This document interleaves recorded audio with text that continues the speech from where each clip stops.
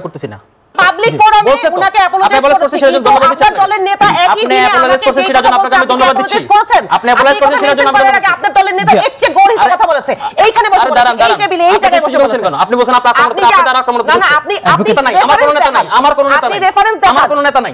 আপনার নেতা বলছেন এই স্টেজে বসে ছয়বার আমাকে একটা নোংরা গালি দিতে, কিন্তু গণঅভ্যুত্থান তো সেটার জন্য হয় নাই যে আপনি তকবীরবাজি করবেন, টেন্ডারবাজি করবেন, ওয়াসার করবেন, ডিসি নিয়োগ দিবেন, তারপরে নারীদেরকে কটূক্তি করবেন।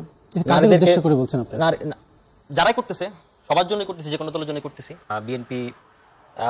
বিএনপির আসন ভিত্তিক ব্যাপারটা সেটা হচ্ছে, ধরুন বিএনপি তার 31 দফা 24 দ্বারা বলেছিল যে নারীদের অংশগ্রহণ নিশ্চিত করবে, নারীদেরকে বিভিন্ন খাতে তারা অ্যাকোমোডেট করবে। তো তারা বলেছিল যে এবার তারা 5%, পরবর্তী সংসদ থেকে তারা 15% সেটাকে সরাসরি নমিনেশনে তারা নিশ্চিত করবেন।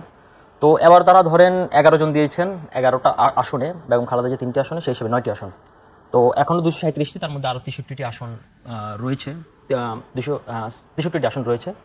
এবং এছাড়াও এখানে ওটা কিন্তু ফিক্স না, আজকে মির্জা ফখরুল ইসলাম আলমগীর বলেছেন কোনো কারণে চেঞ্জ হতে পারে। তো আমরা আশা করবো যে ধরুন 5% হলে 15টি আসন কিংবা আরো বেশি বিএনপি সেটা নিশ্চিত করবে।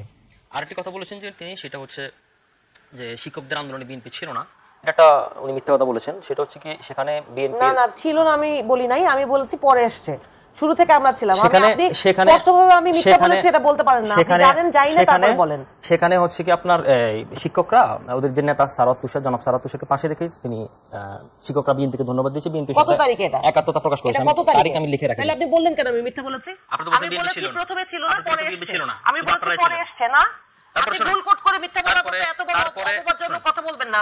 তর্ক করেন কিন্তু যুক্তিযুক্ত তর্ক করতেছেন। আমি একবারও বলি নাই যে বিএনপি আসলে আমি বলছি আমি আপনাকে পরে বিরক্ত করেন। আপনি বললেন কেন মিথ্যা বলেছেন? আমি বিরক্ত করেন, আপনি আমাকে কথা বলতেন, আপনি আপনার প্রশ্ন বলেন। এই ধরনের আক্রমণাত্মক কথা আপনি বলতেছেন, আক্রমণের কথা আপনি বলতেছেন। আমি স্পষ্ট যে কথা বলেছি সেটাকে আপনি ভুল ব্যাখ্যা করবেন না। আমি ভুল ব্যাখ্যা করতেছি না, শুনেন। তারপর হচ্ছে কি দেখেন, ওনারা বলেছেন যে শুধুমাত্র পাওয়ার ট্রানজিশনের জন্য গণঅভ্যুত্থান হয় নাই, রাইট, পার্শিয়ালি রাইট। কিন্তু গণঅভ্যুত্থান তো সেটার জন্য হয় নাই যে আপনি তকবীরবাজি করবেন, টেন্ডারবাজি করবেন, ওয়াসার করবেন, ডিসি নিয়োগ দিবেন, তারপরে নারীদেরকে কটূক্তি করবেন। যারাই করতেছে সবার জন্যই করতেছি, যে কোনো দলের জন্য করতেছি।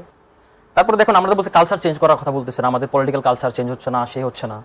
আপনি দেখেন আমাদের পলিটিক্যাল কালচারে ট্যাগিং বিষয়টা, যে অযথা কাউকে ট্যাগিং করা, তাই না?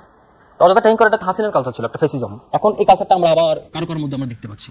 আপনি খেয়াল করেন গত 1 বছরের বেশি সময় ধরে বেগম খালেদা জিয়া এবং জনাব তারেক রহমান কাউকে উদ্দেশ্য করে, কাউকে অ্যাটাক করে, কাউকে চরিতার্থ করে কোনো কথা বলেছে? ইভেন তার সকাশনকে নিয়ে বলেন। এটা হচ্ছে রাজনীতির একটা নতুন ট্রেন্ড কালচার করা।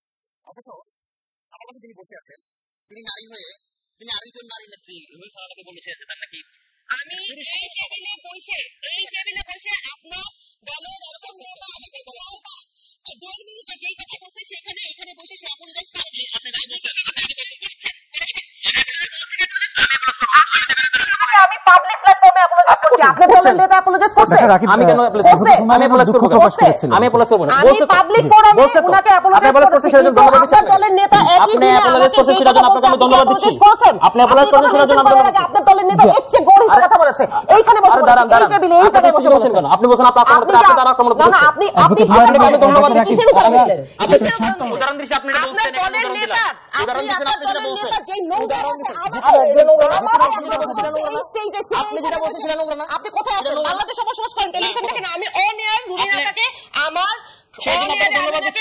আমি একটা মিনিটের একটা ছোট বক্তব্যের জন্য আমি ওনার কাছে আনকন্ডিশনাল অ্যাপোলজি চেয়েছি, এরপরে এটা নিয়ে কোনো কথা নাই।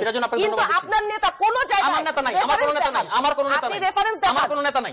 আপনার নেতা বলতে এই স্টেজে বসে উনি আমার নেতা কোন দুঃখে, উনি আমার নেতা কোন দুঃখে এইখানে বসে সে অ্যাপোলজি করতে পারে। তার সাথে আপনি বলেন, আপনি আমাকে রেফারেন্স দিলেন কেন? রেফারেন্স দিলেন কেন বলছেন না? বক্তব্যের আসলে বিএনপির লোকজন যা নোংরা গালি দিবে আর সেটা নিয়ে কথা বলবেন না, আর আপনি উল্টা আমার কথা রেফারেন্স দিবেন। অ্যাডভোকেট হুমায়ুনুর যেটা বলছেন এটা সঠিক কিনা, যে আপনারা দুঃখ প্রকাশ করেন না? আপনারা বলতে কারণ আমি যদি কাউকে ব্যক্তিগতভাবে বলি, আমি যদি উনি যে নেতার কথা বলতে মোশাররফ আহমদ ঠাকুর, সেই মোশাররফ আহমদ ঠাকুর নিজে জবাব দিবে, আমি ওনার জবাব কেন দিতে যাব? আমি কোন তাইলে রুমি নাম্বারটা তো রুমি নাম্বার রেফারেন্স দিবে, আপনি রুমি নাম্বার কথা বলতেছেন। আপনি আপনি কাউকে বললে আমরা বলতে পারবো না, আমি এটা বলতে পারবো না। আপনি এটাও বলেন, আপনি যদি নারীর প্রতি সম্মান থাকে তাহলে আপনি রুমি নাম্বার রেফারেন্স দিলে আমার রেফারেন্সটাও দেন। আপনাকে থ্যাংক ইউ। তো দিচ্ছি, আপনি ক্ষমা চাইছেন, সেখানে থ্যাঙ্ক ইউ দিলাম। আমি আপনাকে বলেছি যে আমরা ভুল করলে সেই ভুলটা আমরা নিজেরাই স্বীকার করি, নিজেরাই আপনাকে ধন্যবাদ দিলাম। সেটা বোধহয় আপনি শুনতে পারেন, সেটার জন্য আপনাকে ধন্যবাদ দিলাম। যদি সেটা শুনতে পারেন ধন্যবাদ দিলাম, তাহলে আপনি সেটা ওইটাও ফলো করতেন যে ওই আপনি তো কথা শেষ করে দিচ্ছেন না। আপনি শান্ত হন, আমরা একজনের কথা শুনি, আমরা তারপর আপনার কাছে আসছি। এগুলো কুতর্ক না।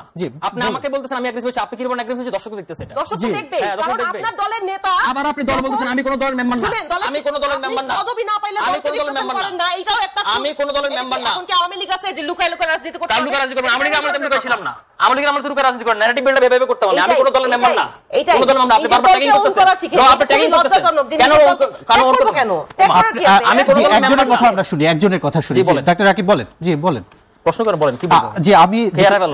জি আমি যেটি বলেছিলাম যে তারেক রহমান বিএনপির ভারপ্রাপ্ত চেয়ারম্যান যেটি বলেছিলেন গতকাল যে এমন একটা শব্দ ব্যবহার করেছিল, এমন তো হবার কথা ছিল না, আসলে কি হওয়ার কথা ছিল এবং কি হলো আসলে? আচ্ছা দেখুন, আসলে এমন তো হওয়ার কথা ছিল না। আচ্ছা সেটা হয়তো ধরুন আমার ধারণা সম্মত, আমি আগের কন্টেস্টটা খেয়াল করি, আমি শব্দটা হেডলাইনে দেখেছি অনেকগুলো নিউজে।